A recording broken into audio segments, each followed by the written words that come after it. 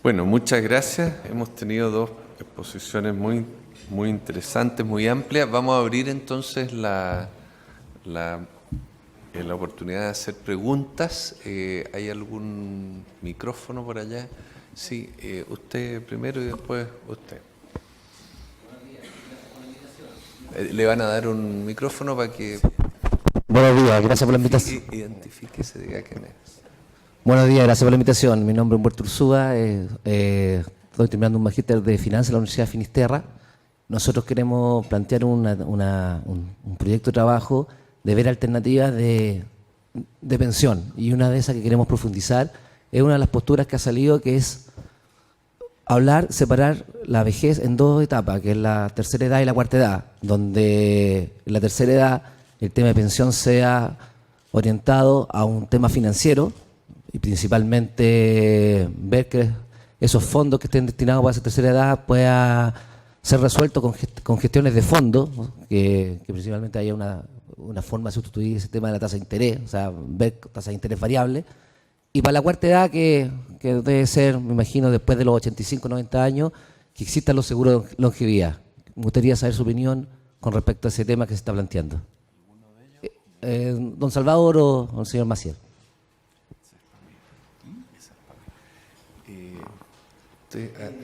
¿Le dieron el micrófono? El otro micrófono es acá.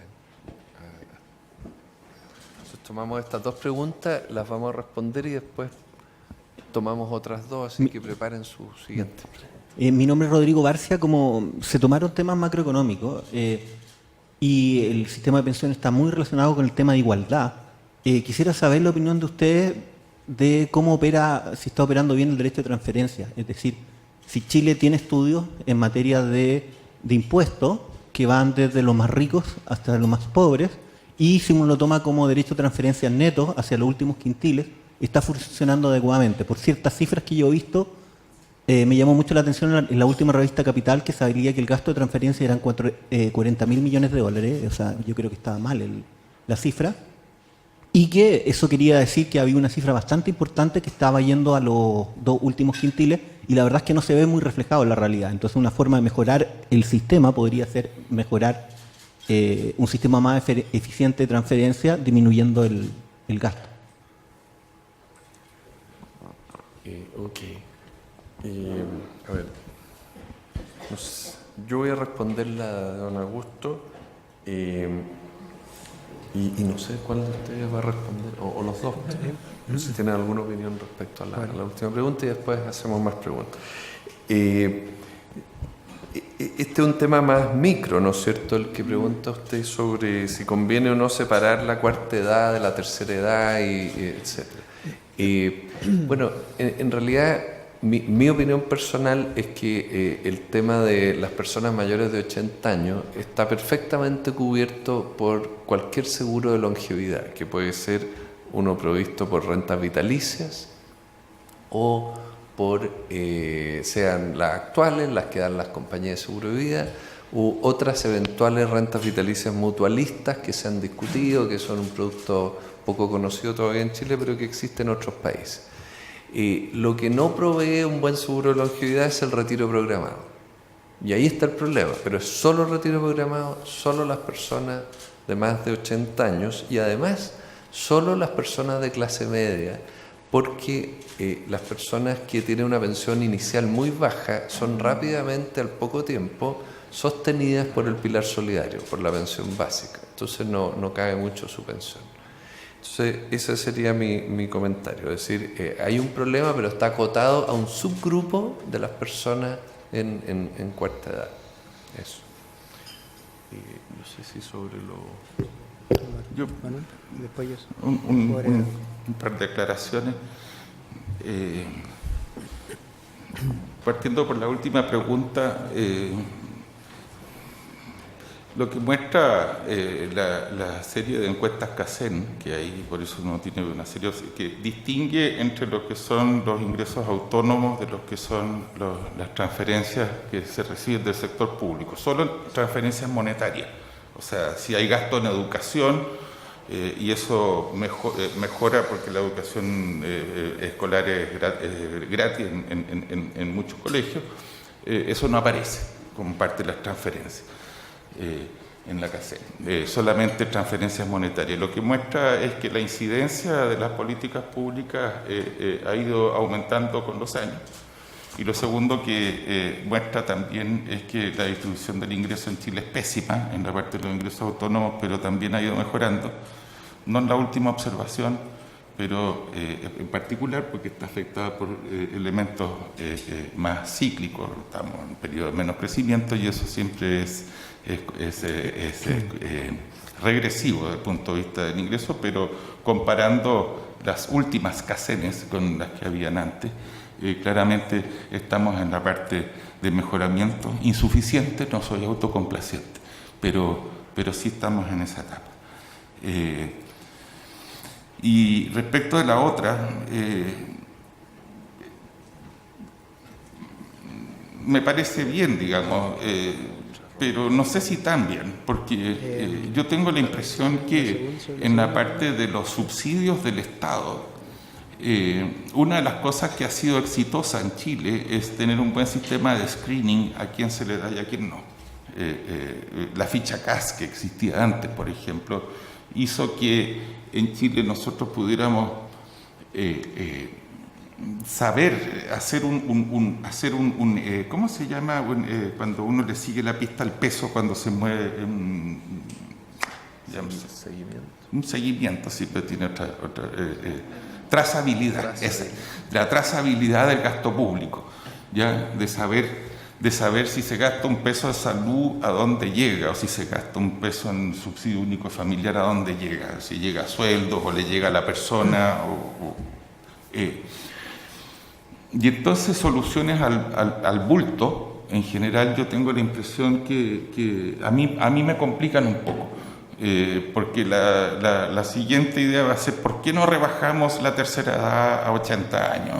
Porque siempre suena siempre eso favorito. Entonces yo más bien creo que tener un buen sistema de focalización del gasto social y que en aquellos casos que se lo merecen y a mayor edad se lo merece más, evidentemente, porque no le puede pedir que siga trabajando ad infinitum a las personas. O sea, esa es una manera de elevar el puntaje para recibirlo. Pero si la persona fuera un potentado, pero tiene más de 85 años, no tiene por qué recibir ningún bono, digamos, no tiene resuelto su problema. Esas cuestiones al bulto de educación gratuita para todos en las universidades, esas cuestiones al bulto siempre son alentadas, buscan un caso que genera compasión pública y detrás de ese caso que genera compasión pública se instalan todos los frescos, ¿ya? Que no necesitan el subsidio pero no les desagrada tampoco. Lo mismo en las pensiones, o sea, ¿qué es lo que es hoy día establecer un sistema de reparto hoy día en las pensiones como piden las movilizaciones? Es que los jóvenes le paguen las pensiones a los viejos. Yo estoy feliz con eso, ¿no es cierto?, porque tengo la edad apropiada, pero me parece que también es una solución como al bulto, ¿ya? Especialmente si volvemos a un sistema de reparto, siempre sabemos que la primera generación es la única beneficiaria, el resto compiten con los sistemas de capitalización individual. Y la primera generación sería yo. Entonces, no tiene mucha diferencia con que los estudiantes cuando discuten entre ellos dicen que la educación tiene que ser gratuita. Los que se están pensionando discuten entre ellos y dicen, no, los jóvenes debieran pagar a nosotros nuestras pensiones. O la señora Miranda, que quiere vivir, la ex candidata presidencial, que quiere vivir en su casa y no pagar la deuda hipotecaria. Entonces, se junta con otros que también tienen problemas y dicen, nuestro derecho es no pagar la deuda hipotecaria. Entonces, y buscan que la solución sea el bulto. Entonces, uno tiene que hacer perdonazos cuando se lo merece, pagar pensiones no contributivas, sería el caso, cuando se lo merece, cuando realmente hay una situación en que el Estado es el que tiene que intervenir porque no hay una solución alternativa. Bueno, muchas gracias. Nueva ronda de preguntas. Allá una.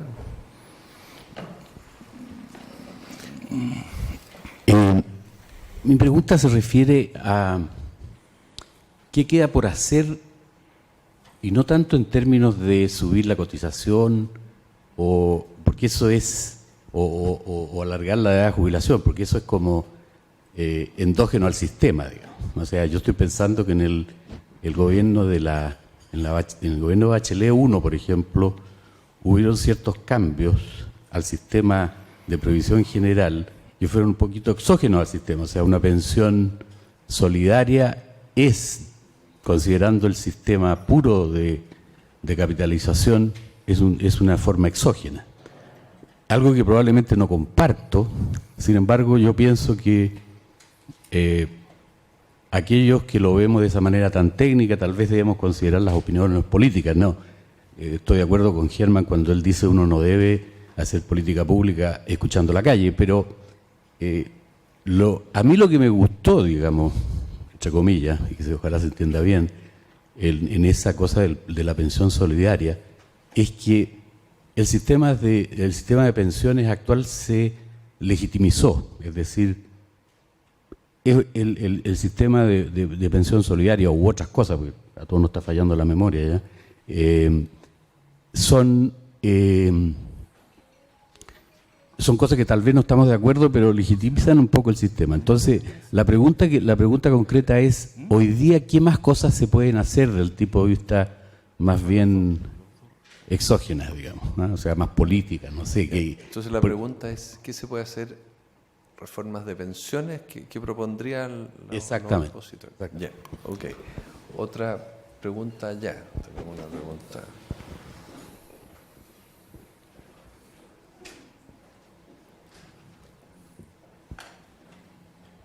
Hola, buenos días. Bueno, mi pregunta es para ambos. Los dos propusieron que se aumentara el porcentaje de cotizaciones, que se llegara o se acercara al promedio de la OCDE. Pero ¿cuánto es el mínimo al que se debería llegar? Porque es casi duplicarlo.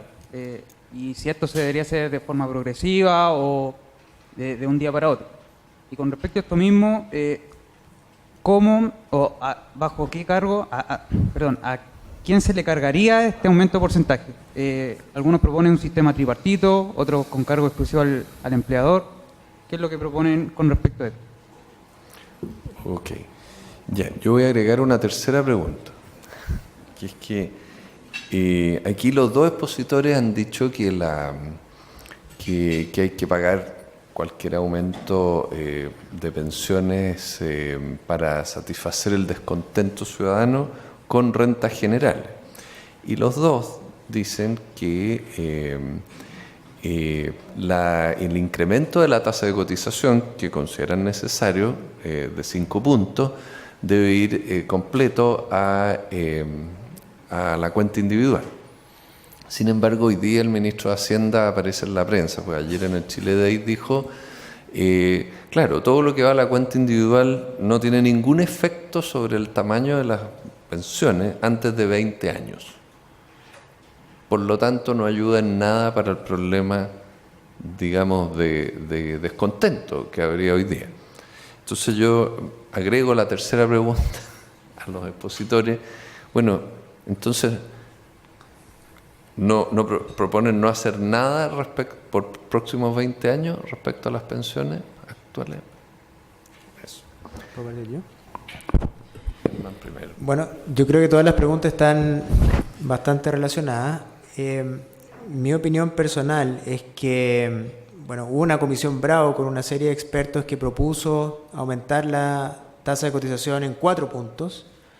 El gobierno optó por 5 puntos como propuesta. Yo creo que más allá de discutir el número, la magnitud del ajuste, yo creo que va en la dirección correcta. Hay uno de los principales problemas que hoy día está enfrentando nuestro sistema de capitalización individual es la falta de ahorro. Yo creo que aumentar la tasa de cotización es una de las cosas que se requiere hacer. Respecto del uso de esos recursos, yo creo que lo que a mí me gustaría desde el punto de vista de la eficiencia económica es que esos 4 o 5 puntos vayan directamente a una cuenta de capitalización, porque pienso que, de no ser el caso, eso va a generar distorsiones sobre la economía, sobre el mercado laboral, y al final de cuentas va a generar costos reales. Ahora, desde el punto de vista político, yo creo que es una restricción que uno debiera agregar a esta discusión, es una discusión que está presente desde el punto de vista de lo que ha terminado estas manifestaciones sociales. Yo creo que probablemente vamos a tener que aceptar que una parte de esa mayor cotización no vaya a las cuentas de capitalización individual. Yo creo que desde el punto de vista político algo de eso va a terminar quedando y quizás 1 o 2 puntos van a entrar a una cuenta de redistribución, generando algunos costos sociales, pero también probablemente calmando un poco las presiones, las presiones sociales. Insisto, no es lo que a mí me gustaría, pero es probablemente lo que va a pasar, dada la discusión que hoy día estamos teniendo.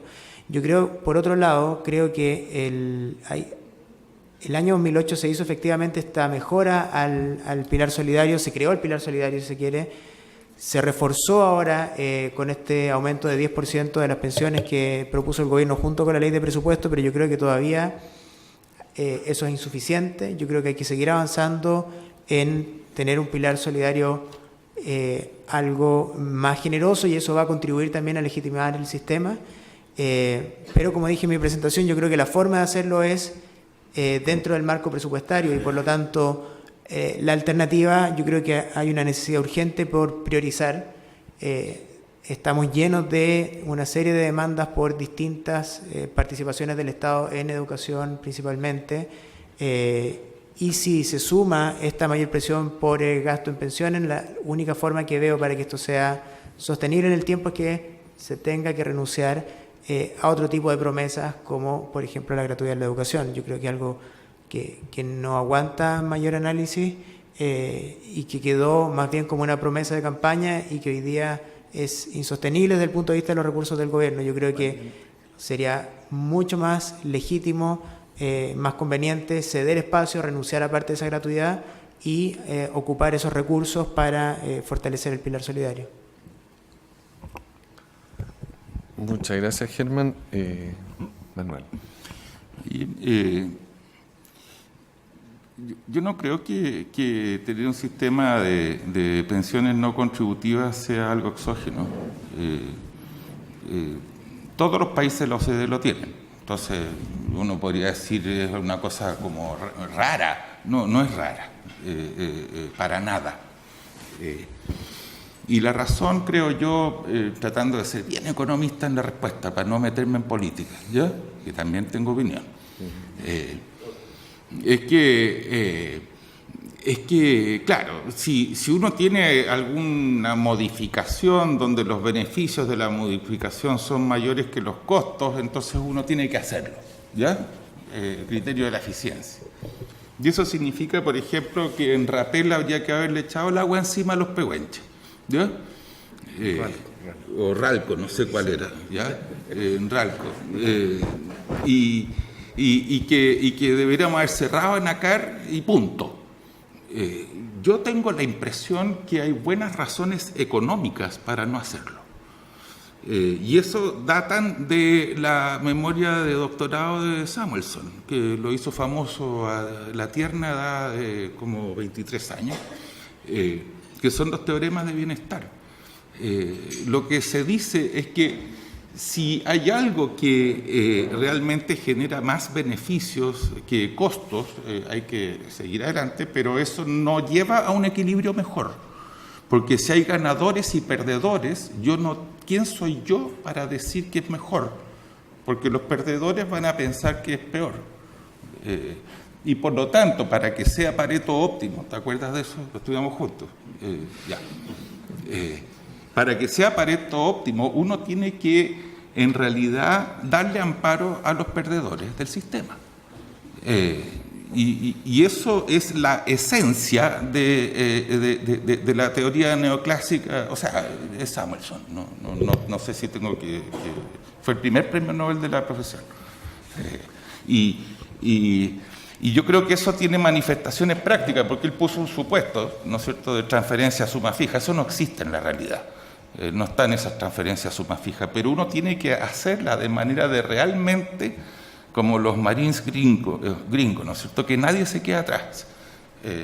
Ahora, hay mucho fresco que se disfrazan y mucho azar moral, moral hazard y una serie de problemas. Y por eso yo creo que uno tiene que hacer estos screenings de manera de realmente atender a los casos dramáticos. O sea, al país le convino cerrar Enacar, claramente, porque el subsidio era mayor que la planilla de salario. Era una cosa terrible, increíble, ¿ya? Pero de allí a decirle a los tipos ya medio enfermos de silicosis y todo, que miren, lo que usted hace no vale nada, váyase para la calle. No, yo no estoy de acuerdo con eso, y con el sistema de pensiones, con los viejos, menos todavía, porque a ellos uno trabaje, genere sus ingresos al señor de... No me parece. Por eso todos los países de la OCDE tienen sistemas de pensiones no contributivos. Lo que sí es que la competencia está respecto de la transparencia y la transabilidad de las platas, porque los riesgos de captura de los intereses corporativos para ese tipo es el gran problema. Y por lo tanto, yo digo que eso hay que hacerlo bien, eso sí. O sea, es un requisito, porque hasta ahora las reformas se hacen, pero no muy bien. Y no, si uno quiere, lo hace, pero el requisito es hacerlo bien. Ahora, mi diferencia con lo que dice Rodrigo a propósito de la pregunta de Salvador es quién lo financia. Entonces, las reformas modernas respecto a los sistemas de pensiones no contributivas están crecientemente financiándolos con ingresos generales de la nación. El sistema de reparto se resuelve solo ese problema. Porque en el sistema de reparto yo siempre puedo legislar a favor de los mineros, a favor de no sé quién, de las Fuerzas Armadas, puedo legislar a favor de... O sea, siempre voy a tener algún grupo que se movió y me asusté y le di un favor, ¿ya? Pero eso siempre al final lo termina pagando Moya. Y a ese Moya, cuando se jubila con una mala pensión, lo vamos a dejar solo. No. Yo creo que hay que hacerlo ahora, pero hay que hacerlo de manera transparente. Si es un problema del conjunto del país, que lo pague el conjunto del país. Y respecto de cómo se suben, siempre las transiciones en las reformas de pensiones, como son cosas muy largas, porque tiene que pasar toda una generación, se hacen de a poco. Incluso este impuesto del 5% adicional, creo que la propuesta es subir medio punto por año, un punto, no sé. En un plazo máximo de 10 años. Sí. En un plazo máximo de 10 años. Siempre son de a poco estas cosas, porque los cambios de a poco duelen menos que de una. ¿Ya? Puedo poner un pequeño ejemplo, que no lo tenía en mi exposición, pero muy breve. Me encanta el sistema que están teniendo en Suecia hoy día. Suecia tiene un sistema que lo modificó hacia un sistema de capitalización individual en la segunda mitad de los 90. Obviamente recién han transcurrido en torno a 20 años, es muy joven para un sistema de pensiones, entonces coexiste con el sistema antiguo de reparto, pero uno va creciendo y el otro no va creciendo. Y tiene varias cosas que me gustan. Primero, la sociedad en general, la gran mayoría de la sociedad les encanta. Al sistema, a la clase política les encanta. No tienen estos temas Tercero, tiene costos de administración bajísimos, porque se les ocurrió la buena idea de separar el negocio en sus dos partes, que es el manejo del fondo, que es la cosa financiera, y el manejo de las cuentas individuales. Y son separados allá.